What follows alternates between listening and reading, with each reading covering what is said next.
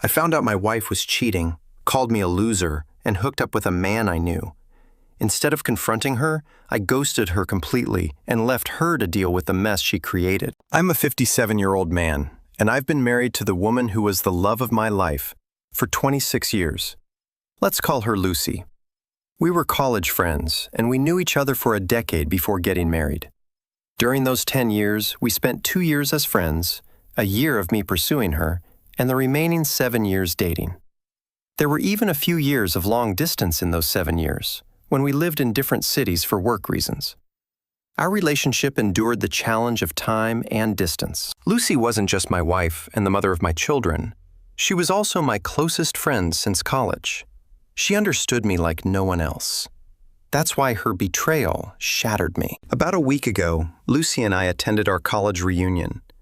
Our college holds a reunion every year for the classes that graduated 35 years ago. It's a big event with singers and celebrities performing, which alumni eagerly anticipate each year. This year, it was our class's turn to shine. We and our fellow classmates were excited to reconnect and see how we had all changed over the years. Lucy and I were particularly thrilled because we were one of the few college couples who had married and stayed together for so long. We walked into the event eager to show off our strong relationship. Little did I know that I was walking into a trap of my own making. We were having a wonderful time reconnecting with some of our dearest friends after many years. It felt like the best moments of our lives until someone approached us. We'll call him Rick. Rick had always been an admirer of Lucy, and everyone in our class was aware of his deep affection for her. Lucy was one of the brightest students in our class, and like any other attractive woman, she had her share of admirers in college. Yes, I was one of them too.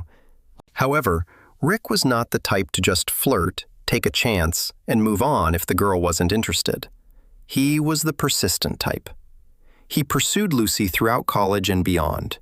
He didn't give up, even though he knew she was dating and in love with me. I've always been a secure partner and didn't let his advances affect our relationship. Rick, along with everyone else, knew that Lucy was way out of his league, but he never stopped trying. I remember when Rick found out that Lucy had married me. He actually texted me and claimed that Lucy had made a mistake. He went on to say that he hoped I would care for her as much as he would have. Lucy and I simply laughed at his childishness and romantic notions. We hadn't heard from him or spoken to him since that day, until the day of the reunion when Rick approached us. We thought he would have moved on by now, considering it had been 35 years since college and 26 years since our marriage. However, to our surprise, he was still fixated on Lucy. He greeted all of us with hugs, and we reciprocated. However, Lucy opted to shake hands with him because his intense gaze made her uncomfortable. He took a seat across from Lucy and gave her an odd and intense stare, which didn't go unnoticed by anyone. I couldn't help but ask if he had brought his family to the reunion party. He replied that he was single. He mentioned that he had been briefly married in his 40s, but had gotten divorced. I expressed my sympathy, saying, "I'm sorry to hear that." To which he responded dramatically, "Well, yes, you should be sorry. You stole my love," followed by a burst of hysterical laughter. If I were in my 30s, I might have considered physically confronting him.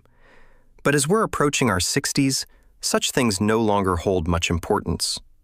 Besides, Rick isn't the intimidating type.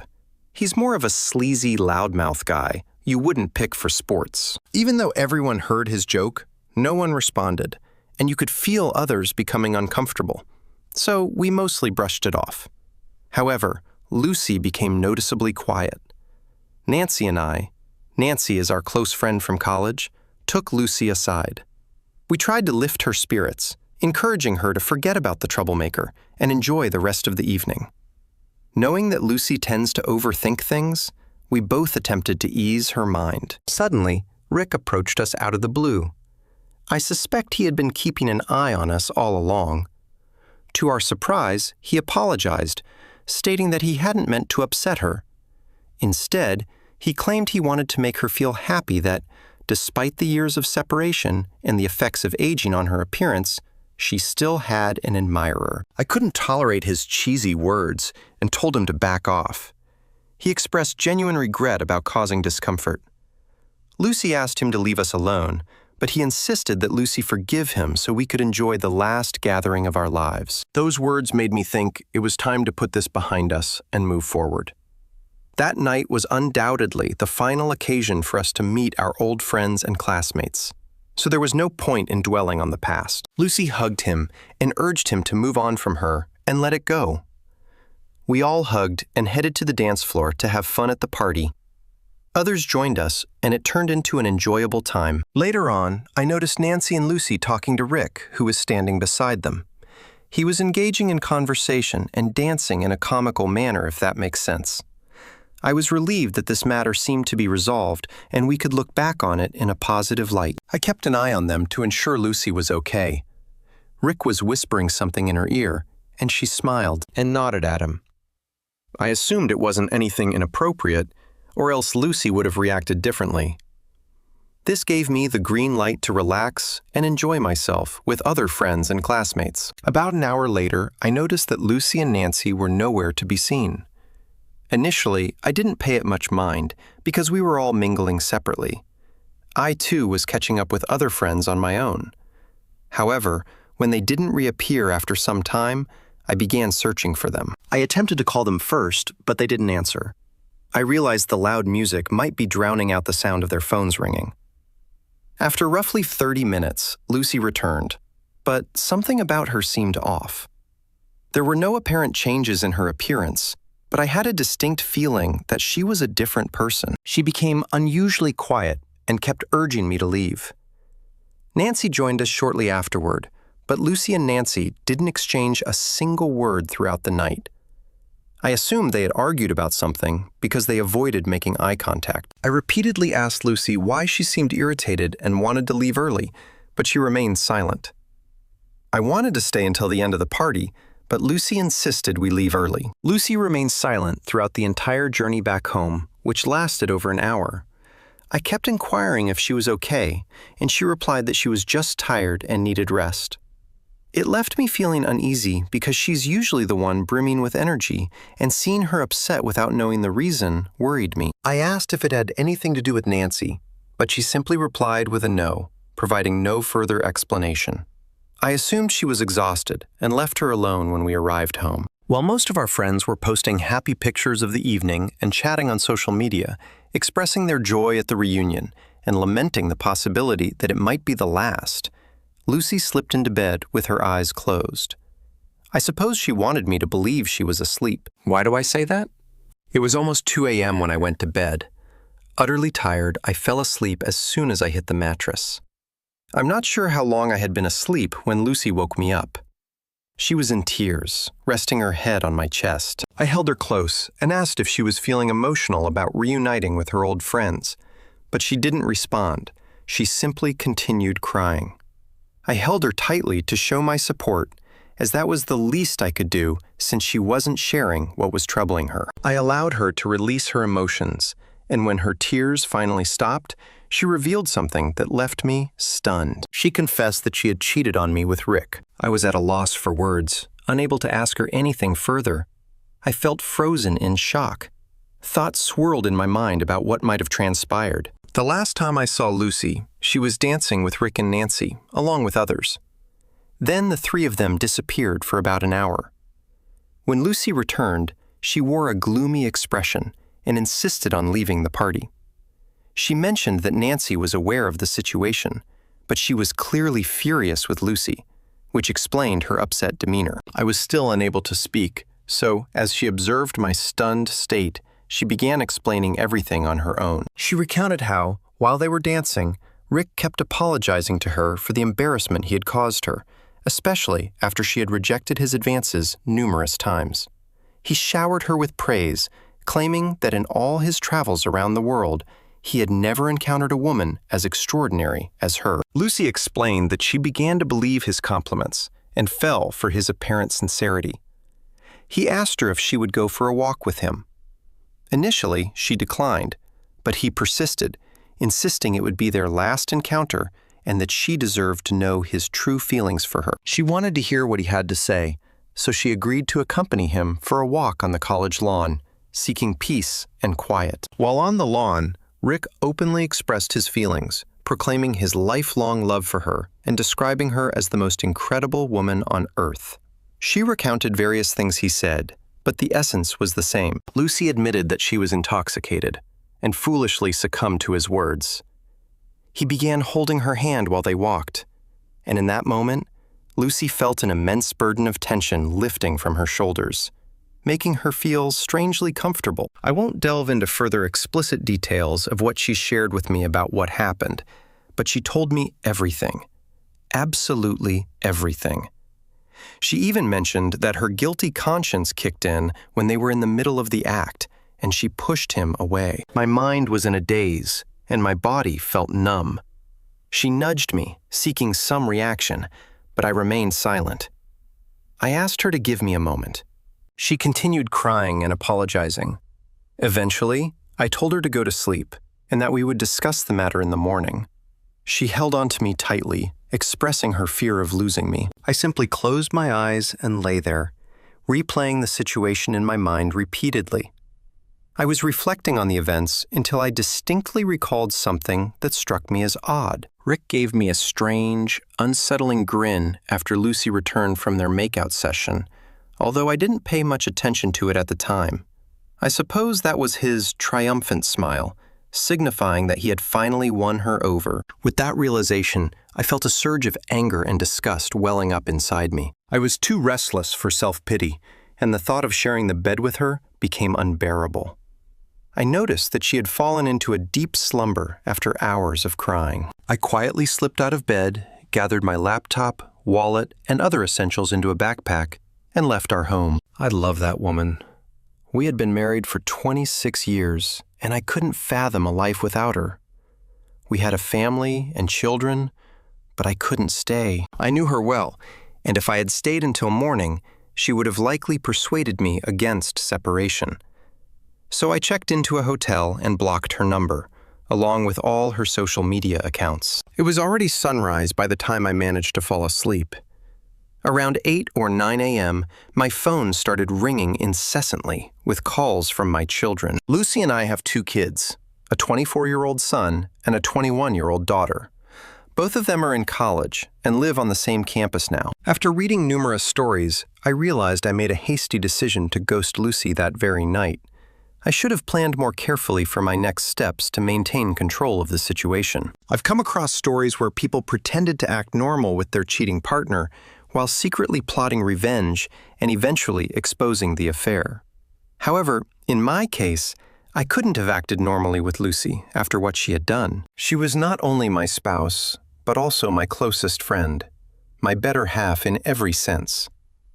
Even if I had attempted to deceive her, she would have seen through it immediately, and I couldn't bear to pretend in front of her. The idea of Lucy cheating on me was the last thing I ever expected, so I had never devised a plan for how to handle such a situation. When my children called me, I had no strategy for what to say, but I needed to speak to one of them before they went to the police to report me missing. I chose to call my son, who was typically more composed and mature than my daughter.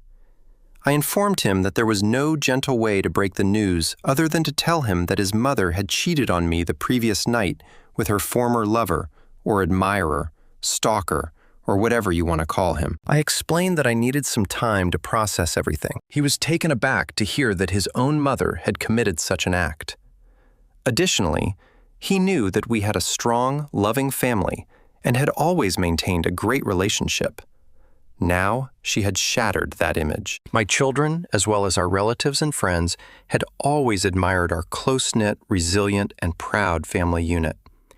He couldn't fathom the idea that his mother could do such a thing, and kept insisting that there must be some misunderstanding. He repeatedly asked for the details, and wanted everything explained in chronological order.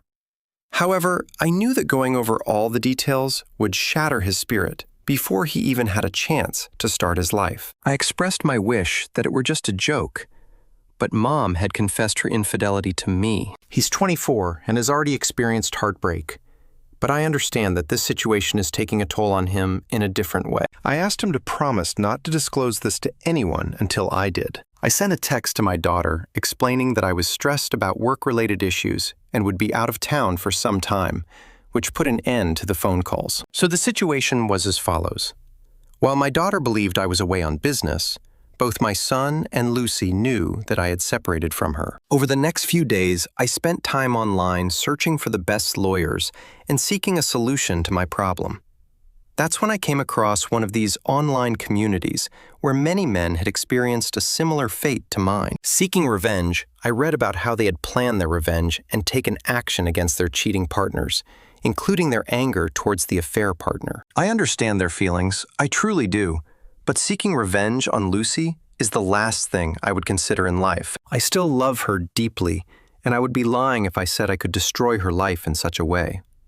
I don't want to, but I also cannot be with her again.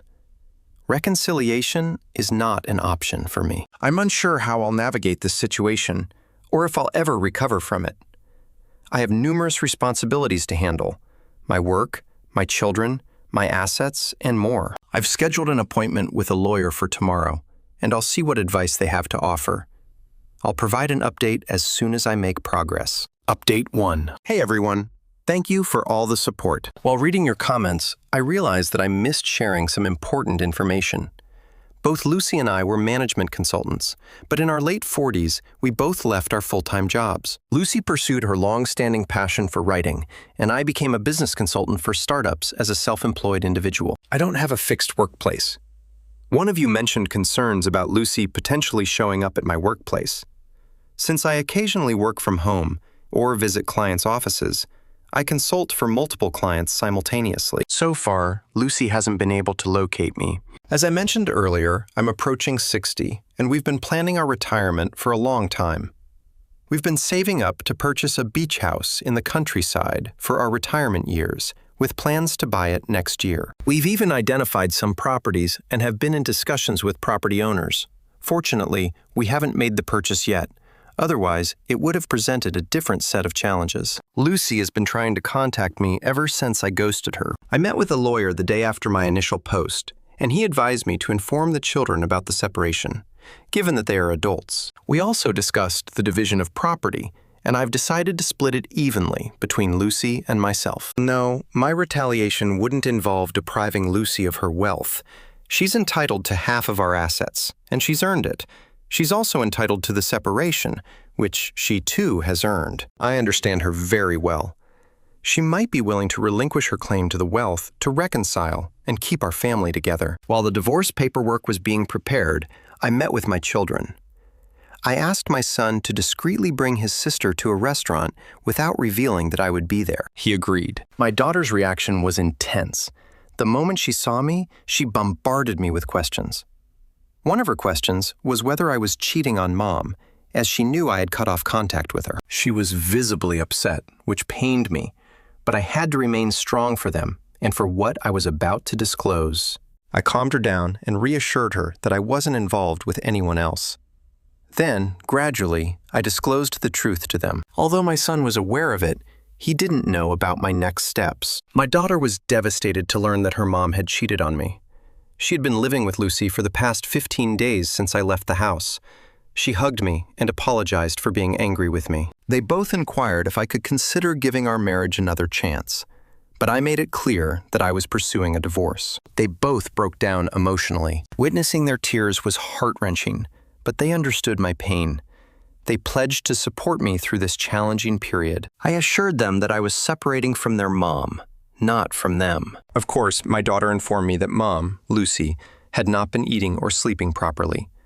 She's been oscillating between crying and nervously pacing while trying to reach me endlessly. She even drove to several of my clients' offices to inquire about my whereabouts, but they all informed her that I hadn't visited their offices for 2 weeks. When our daughter asked her if something had happened between us, since it was the first time I had acted this way, Lucy didn't respond to her question. Instead, she continued to cry and moan while locking herself in her room. I requested my daughter to remain at home with her mom until our divorce is finalized. I can see their sorrow gradually transforming into anger when we discuss their mom. I can tell that they feel let down by her as well. I understand it. They've also suffered a loss. Our family is shattered, and there's one person responsible for it. However, I don't want or need them to harbor hatred towards their mother, so I insist that they offer her support. Here's something you won't believe. A few days later, I received a text from Rick inquiring about Lucy. He mentioned that if I was planning to divorce her after learning about her infidelity, he was willing to take her. I replied that Lucy was a free woman and could make her own choices. I blocked him afterward. I'm sure he messaged me to provoke me, but I felt the least anger towards him. I won't fall into his stalking tactics. I didn't marry, love, or trust him. All of that I did with Lucy, who betrayed me, affecting me deeply. I'm not insecure. He can have her if she desires. I'm least concerned about that. The divorce papers are supposed to be mailed today, and I'm still waiting for my daughter's call regarding Lucy's reaction. I'll provide an update once my divorce is finalized. In the meantime, I still have many matters to sort out: my assets, retirement, and my children's well-being. Hey everyone, I know it's been a while since my last update. I apologize for that. I had a long list of things to take care of. First and foremost, my divorce has been settled now. When Lucy received the divorce papers, she didn't take it well. She became unhinged. Until then, she had been living in a bubble where she believed I was merely angry and would return to her once my anger subsided. That bubble burst when she received the papers. She insisted that my lawyer arrange a meeting with me, but my lawyer declined. He stated that she was getting half of all the assets, which was more than she deserved. She responded by saying she didn't want any assets, only me. I told you I know her. She expressed her desire to meet me once before signing the divorce papers. She was confident in her abilities. She knew that if she had one FaceTime conversation with me, she could persuade me to reconsider the separation. She was right. If I had met her, I might have changed my mind. I still loved her and couldn't bear to see her deteriorate, but I couldn't set aside my self-respect. She took me for granted and tore apart our family. For what? I won't delve into that abyss. I just want to say I couldn't endure living like that. My daughter wanted to meet with me urgently. She informed me that her mom's condition had worsened to the point where she had to be hospitalized. Lucy had fallen into a deep depression and was refusing any medication or supplements for her well-being. She had been admitted to the hospital and placed on a liquid diet because she had stopped eating altogether. I understand that many of you might perceive me as heartless and self-centered at this juncture, questioning whether I ever truly loved Lucy due to my apparent indifference to her declining health. My response is simple. Have you ever experienced betrayal? If not, you cannot fathom the pain I'm going through. To say that I loved and cherished my wife would be an understatement. I practically idolized her. I was her staunchest supporter and fan. We've been together for almost 3 decades. She's the mother of my children. Rick was partially right. Finding a woman like Lucy is exceptionally challenging. She possesses intelligence, talent, empathy, and all the qualities one desires in a partner. Therefore, I made sure to treat her accordingly. But what did she do in return? She struck me at my most vulnerable point. I never imagined in my wildest dreams that she would betray me, let alone with Rick. A few days after Lucy received the divorce papers, Nancy reached out to me. She asked about my well-being and inquired about Lucy. I informed her that we were going through a separation. She didn't appear surprised and mentioned that she knew the reason. Later, she called me. During our conversation, Nancy asked how I had discovered the affair. I explained that Lucy had confessed to it. She expressed her regrets and revealed that she had tried to warn Lucy about Rick. Nancy had advised her not to go out with him, but Lucy had ignored her counsel. Nancy disclosed something that reinforced my confidence in my decision. Her account of the incident had a slight variation from what Lucy had told me. According to Nancy, she and Lucy were happily dancing when Rick joined them and began making advances toward Lucy. He whispered in her ear, which Lucy claimed was an apology from Rick. Nancy was uncomfortable with Rick's advances and attempted to intervene, but she noticed that Lucy suddenly seemed to enjoy his company. When Rick proposed going for a walk, Lucy looked to Nancy for guidance. Nancy strongly opposed the idea, as everyone knew how unsettling Rick could be. However, after some time, Lucy excused herself and went for a walk with Rick. Nancy wasn't too bothered by this, because Lucy had also expressed interest in going with him. Nancy was having a good time with other friends when she realized Lucy hadn't returned. Concerned for Lucy's safety, she went out to search for them. Can you believe where she found them? In the changing room of the college swimming pool. But where did Lucy claim they were? Out on the lawn. Nancy revealed that she caught them in the act, and they only stopped when Lucy spotted Nancy approaching them. So it wasn't Lucy's guilty conscience that halted things. It was Nancy who interrupted them. Up until this point, I still held some pride in Lucy for owning up to her mistakes and confessing them to me promptly.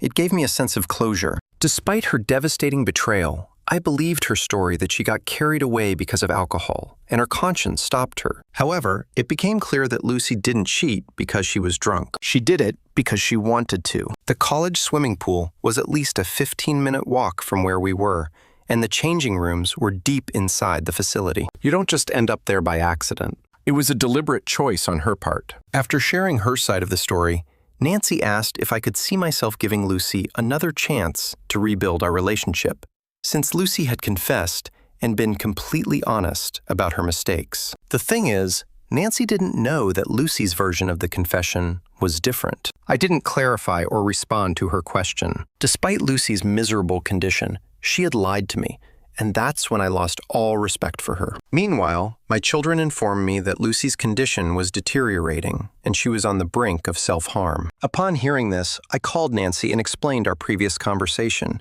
where I had been told a story by Lucy. I asked Nancy to visit Lucy and have an open conversation with her. Lucy had been keeping her secret locked up, causing her immense suffering. I also instructed Nancy to inform Lucy that I was now aware of the actual truth of that night and had no intention of forgiving her or taking her back. It was in Lucy's best interest to prioritize her health because I knew she was intentionally harming herself in hopes of reconciliation. After all, I know her, don't I? Nancy paid Lucy a visit and provided me with an update. While Lucy has not fully recovered from her weakness and depression, my daughter mentioned that she's doing considerably better. Additionally, Lucy has gone ahead and signed the divorce papers, which was a significant relief for me. My plan is to wrap up my pending work and embark on a solo journey. I've decided to abandon my previous idea of settling down in one place, because that would drive me insane. I acknowledge that I haven't handled the situation as perfectly as some folks in this community who face similar circumstances, but I've done the best I could. Let's wait and see what the future holds. I'll keep all of you updated. Update 2. I hope you're all doing well. It's been a year since my last update. I wish I could say time has flown by, but it hasn't felt that way for me. I spent a few months in a motel and later rented a condo for a few more months until my divorce was finalized. As for my work, as I had planned, I gradually transitioned to clients with whom I could work remotely 100%. Regarding the money that Lucy and I had saved for our retirement home, she received 50% of it, and I distributed the remaining 50%, which was my share, evenly between my 2 adult children. I don't have a need for it, and they are responsible enough to put that money to good use. As for Lucy, she is still undergoing therapy. Nancy maintains regular contact with Lucy and occasionally checks in on me. She shared something surprising about Lucy that I never expected. Keep in mind that this information comes from Nancy, who is still supportive of Lucy, so take it with a grain of salt. But she has no reason to deceive me. Brace yourself. Despite my repeated claims that I know Lucy well, even after her infidelity, hearing this made me question whether I ever truly knew her. I always considered Lucy a strong woman with a resilient mind, but it seems that loneliness took a toll on her. Lucy began chatting with Rick, and he reciprocated by expressing his love for her until he learned about our divorce. Strangely, as soon as he found out, he started acting strangely and essentially ghosted her. Lucy was heartbroken to discover that Rick stopped communicating with her after she informed him about the divorce. She reminded him of his claims of love and desire to be with her despite everything. It turned out that he was merely flirting with Lucy for a casual physical relationship, which he got. He stated that he couldn't commit to a marriage or any emotional relationship with Lucy because she's such a strong-willed woman. For those who know Lucy, it's nearly unbelievable that she pleaded with Rick for a relationship. She couldn't have stooped lower, because everyone knew Rick to be unsavory. Rick revealed his true intentions by admitting that he was only interested in a physical relationship, while Lucy sought emotional support, not just physical intimacy. He mentioned having a live-in partner and being content with that arrangement. It appears that all of his love and admiration were insincere. When Lucy and Rick had a disagreement, he concluded it with a hurtful remark. He indirectly taunted Lucy by suggesting that he had succeeded in deceiving her. He claimed that he thought Lucy was intelligent, yet he managed to trick her, implying that he was the cleverer of the two. This caused her to sink deeper into depression, as she had lost everything by falling for his deceitful lies. The last update I received about Lucy was a couple of weeks ago. My daughter had been staying with Lucy since I moved out of the house. She needed someone's company to help her cope with her depression. However, after living with her for a year, my daughter realized that she could no longer coexist with Mom, as Lucy had become extremely difficult. Lucy, who was once emotionally resilient, has transformed into an insecure and erratic individual who constantly seeks the presence and attention of others. She has also become delusional and disoriented. Lucy has morphed into a controlling and possessive mother. She bombards my children with calls and messages if they don't respond promptly. She even insisted that my son move in with her until he got married, but he declined her request. She has been pressuring my daughter to spend time at home instead of going out with friends or taking vacations. My children are no longer kids. They are adults now and can't be restricted. Whenever my daughter tried to address Lucy's intrusive behavior, Lucy would break down and express her fear of losing them, especially after losing me. My children reassured her that they had no intention of abandoning her and were doing their best to help her cope with her depression. However, they warned her that if she continued to be so controlling, they might have to reconsider. This led to heated arguments, with the children accusing her of not supporting them during her most challenging times. This behavior is unfamiliar to me, and my children are equally perplexed by it. Ultimately, they had to confront her, explaining that it was her actions that had disrupted our once happy and loving family. What was once a harmonious and safe family environment is now fractured and distorted. It was difficult for her to accept that her own children held her responsible for everything. My daughter moved out of the house 2 weeks ago. She informed me that she had tried her best to assist Lucy, but she couldn't put her life on hold to care for her. I believe my daughter's decision was reasonable. She needs to move forward with her life, and Lucy needs to regain control of her own life. While some might take satisfaction in seeing their cheating ex-wife in misery, in their 20s or 30s, I couldn't find happiness in this situation. I felt genuinely sorry for her condition. Her poor choices have condemned her to a lifetime of suffering. I hope she can rediscover her former self, a confident, strong woman who doesn't need to rely on people like Rick for emotional support. As for my own journey, I've spent the past year living in 4 different countries, exploring local cultures, savoring diverse cuisines, and immersing myself in entirely new lifestyles. It has been a great experience. Initially, I was disappointed that my retirement plans had to take a different path. I had always envisioned spending my golden years in peaceful harmony with Lucy. However, now I find satisfaction in having embraced various cultures and lifestyles. I've had the privilege of meeting incredible people in different corners of the world. To clarify, I haven't entered into any new relationships, nor am I actively seeking one at the moment. I'll remain open to whatever the future has in store for me, and I'll keep you updated if anything significant unfolds. Update 3. I apologize for not providing updates over the past few years. The truth is, not much noteworthy has occurred in the last 2.5 years, except for my extensive travels to more than a dozen countries and my renewed passion for painting. Initially, I initiated this thread to share my story about my cheating wife, and there didn't seem to be a point in updating it with my travel experiences, so I refrained from doing so. However, there has been an event that prompted me to write this update. Last month, after 4 years, I had the opportunity to meet Lucy again. This reunion was due to my son's upcoming wedding. Yes, my son has found the love of his life and decided to tie the knot. He called me 2 months prior to the wedding and expressed his desire for Lucy and me to meet the girl's parents. Initially, I was hesitant and suggested that I could meet them directly at the wedding. However, I realized that it wasn't about me. It was about fulfilling my responsibilities as a father. The girl's parents graciously hosted a dinner for us a week before the wedding. Although I hadn't confirmed my attendance, I decided to join at the last moment. It was somewhat challenging to see Lucy in this context, as I would have preferred to have one of us attend.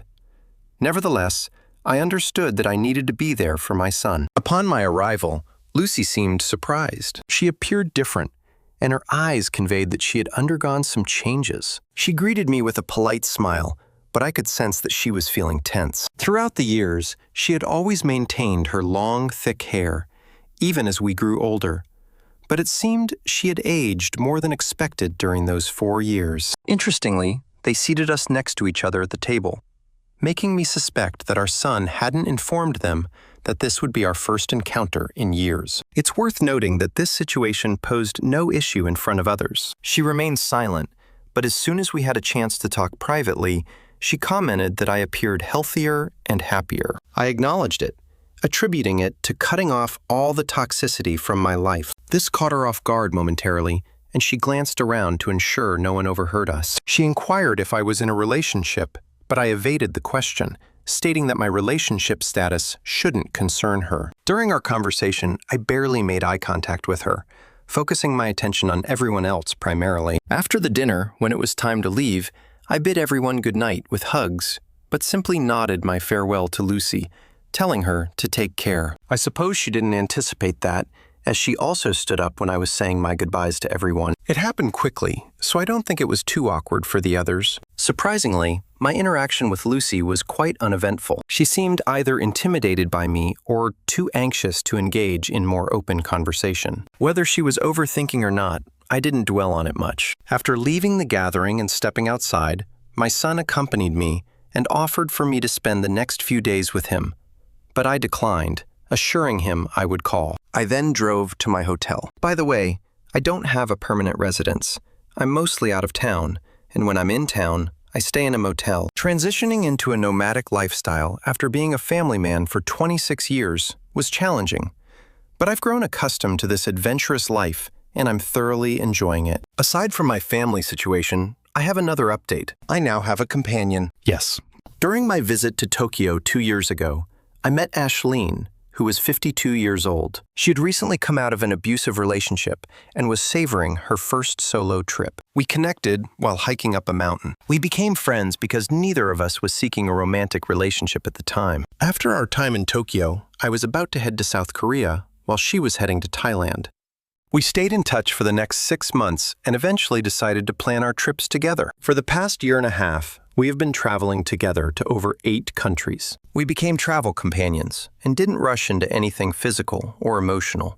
During the initial 2 months of our travels, we both took our time getting to know each other better, and we were clear from the start that we didn't want to get married. For now, we want to relish the experience of traveling and exploring different places. My children were aware of Ashleen, but they chose not to disclose this to Lucy, fearing it might trigger her depression again. After arriving at the hotel, I called my son to explain why I declined his invitation to stay with him. I informed him that Ashleen had accompanied me to town, and I couldn't leave her alone. I expressed my desire for Ashleen to attend the wedding. He was excited, but also apprehensive about Lucy's reaction. I emphasized that Ashleen should be at the wedding because she's my partner and should meet my family. My son added his sister, my daughter, to the call to get a second opinion, but mostly to discuss it among the 3 of us. She agreed with me that Ashleen should meet the family. The wedding was a week away, so I used that time to give Ashleen a city tour since it was her first visit to Kentucky. Now, on the day of the wedding, as soon as we arrived, I noticed Lucy already staring at me. She was visibly upset when she saw me holding hands with Ashleen at the wedding venue. I had already warned Ashleen about the possibility of Lucy's unpleasant behavior, but she assured me she could handle the situation. This was the first time I witnessed how controlling Lucy had become since our separation. She rushed toward us and grabbed my wrist, attempting to pull me aside. I firmly told her that I didn't want a private conversation with her. She questioned if Ashleen was my girlfriend or if I planned to marry her. I replied that it shouldn't concern her and asked her to leave us alone because the guests were arriving and some were noticing Lucy's tears and anger. She insisted that she didn't care about anyone else and needed to resolve this matter one way or another. My daughter intervened and tried to calm her mom down, but Lucy refused to go with her. We pointed out that she was disrupting the wedding. She responded loudly that she didn't care. At this point, my usual gentle daughter turned into a force to be reckoned with. She didn't just lose her temper. She gave Lucy a stern talking to that I never expected from her. In a hushed yet commanding tone, she told her, "Yes, Mom, you were supposed to walk into the wedding on Dad's arm and be with Dad, but you chose to be with some random guy. So either accept it and move on right now, or I'm going to make sure you're kicked out of the wedding before it even begins." I almost wanted to intervene, as it's natural for a parent to do so when they see their child in distress. But my daughter was tougher than I could ever be when it came to her mom. As she pointed her finger at Lucy and meant every word, I felt the tension in Lucy's grip on my wrist release. I saw Lucy's face quiver as she let go of me and stared at me for 3 seconds. During that time, her expression shifted from anger to betrayal to sadness. She didn't say a word, but her face revealed a whirlwind of emotions. After this, Lucy walked away. Needless to say, she didn't introduce herself to Ashleen. On a positive note, my daughter apologized to Ashleen, who then hugged us. I reassured her that there was no need to apologize. My daughter is strong, and I'm proud of her. I could see that my daughter was emotional when she said, "It's on her, Dad. We've suffered enough. She needs to move on or leave you alone." During the rest of the wedding, Lucy grew increasingly upset that our children were supportive of me. She either stood in a corner or appeared more excluded than a mother of the groom should be. She didn't even join us for the family photo. Nancy called me a few days ago and mentioned that Lucy had taken this as a blow to her ego, seeing me move on in life so quickly while she remained single. I told Nancy that my children and I are done with Lucy's drama and she's on her own. She can do as she pleases. I just want to enjoy the remaining years of my life in peace.